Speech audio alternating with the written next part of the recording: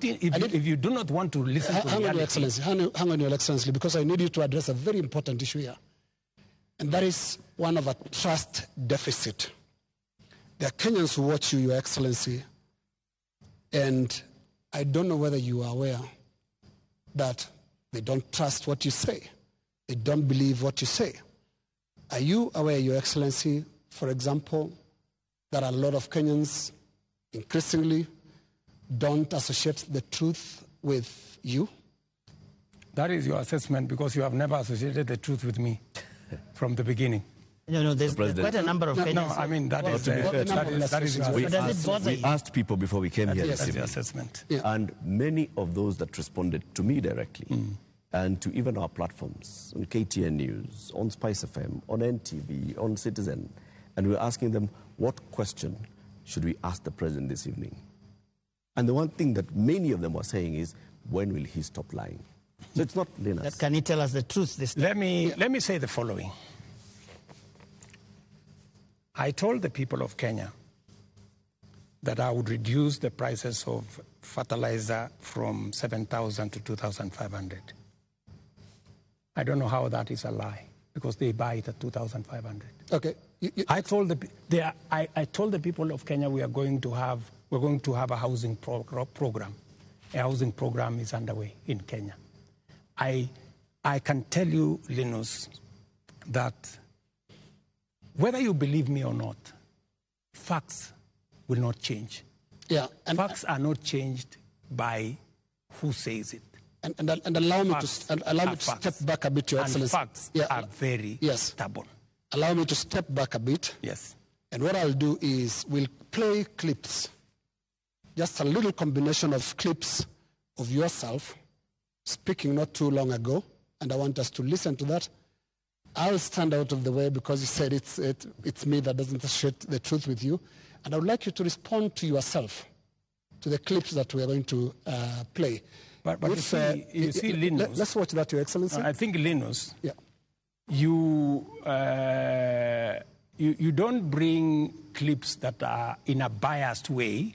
You know, you select maybe something that has not happened. Yeah. Can you be fair and select clips across the board? What I said and has been done, and what I said and maybe has not been done. So let's watch that. Maybe you can watch that. Waeleza ya kwamba these people don't understand the damage they are doing to the people and the economy of Kenya. Kwa hii taxes wanaongeza usiku na mchana. Na mimi nataka niwaulize watu wa hapa Manga, tafadhali, mkiona tumesimama hapa mbele yenu, tunawaambia ya kwamba tutengeneze hiyo serikali inakuja ambayo inaelewa lugha ya mwananchi wa kawaida. If you have good ideas, why do you need the police? Why do you need blackmail? Why do you need intimidation? If you have better ideas, sell them to the people of Kenya. There are enough intelligent people in Kenya to differentiate what is good from what is better and what is best. Ni jambo mbaya sana kama tutatumia askari polisi kuumiza wananchi wasio na hatia, eti kwa sababu wako na maoni tofauti ya kisiasa. Waeleza ya kwa I agree with that. It is not fair to use the police to harass citizens who have a contrary opinion. And that is perfect. That's what they're accusing you of. I still believe that. That's what they're accusing you of. But you don't tell me Alfred Keter. What is the problem with Alfred Keter? Yeah. Alfred Keter, no, it's not a contrary opinion. I mean, the police have said why they arrested him. It is not because of me. I didn't give any instructions. I didn't even know what was going on. Let me tell you, Linus, I am a very clear-minded person on what I say. When it is the police, I have said, many of the people who opposed me, many of the people who were very scared about what I would do when I become president, even the people who did worse things against me, I have never gone after them because I don't believe in settling political scores using the power of state or using the police. Let me also say the following. When I talked about the taxes that I was on the campaign trail, yes. I was addressing in the campaign trail, it was very obvious that when at that time we were in subsidies. That did not make sense. It is because I removed the subsidies and I changed and put production support. That is why today the price of unga has come down from 240 to 100, because I changed the model. I changed the configuration, and it is giving us results. But are you aware, Mr. President, that the thing, perhaps apart from now the police brutality that people associate you the most, is the issue of taxes? I'm sure you know the name they call you. You've actually talked about it even yourself. This guy that they want to come down. Let me tell you,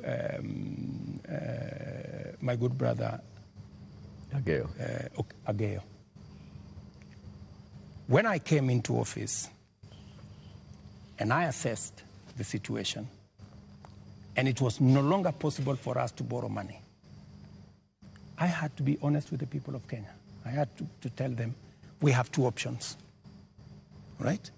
And even as we imposed taxes, we explained, we made sure that there was adequate, elaborate public participation on what it is that we were trying to achieve.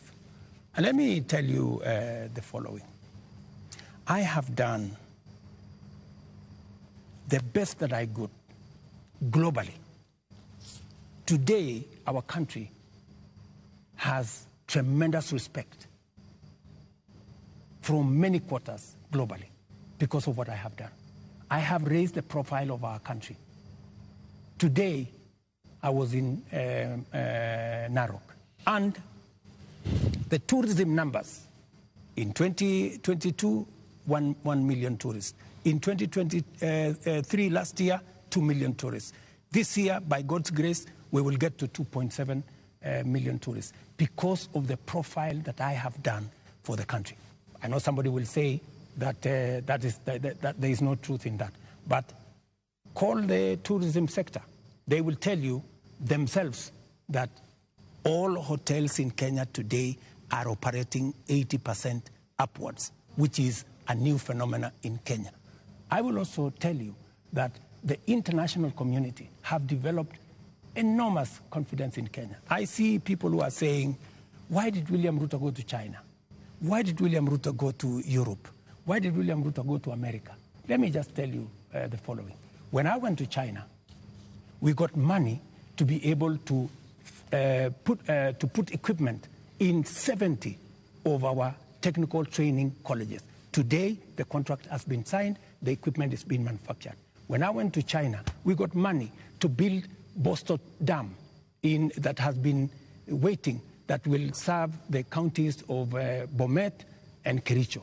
When I went to China, we got money to build, we got 30 billion shillings to build roads in Nyandarua, in Kirinyaga, in 8 other constituencies in Kenya. That's why I went to China. When I went to America, we got a $1 billion facility to be built in Naivasha that is going to be the biggest data center in Africa, funded by UAE, working with Microsoft and Kenya. When I went to the US, we also agreed Kenya became the only country in Africa that is going to benefit from the CHIPS Act, where we will be manufacturing computer chips with other countries. Kenya will be among the first, will be actually the only country in Africa that will benefit from that. And so many of the young people who I see today, those are my targets for the future. So it doesn't bother you that there's this tag on your head as a president who has overtaxed Kenyans, and that the sufferings that we are going through is because of excessive taxation that you have imposed on Kenyans? That is what I was asking about. You see, if I am called Zakayo, yeah, because I have explained to the people of Kenya that the option we have is, if we continue borrowing, we will go down the cliff. If that is what is going to take Kenya to be saved from a debt default, I don't mind being called Zakayo, because it is a sacrifice worth making. Mr. President, every morning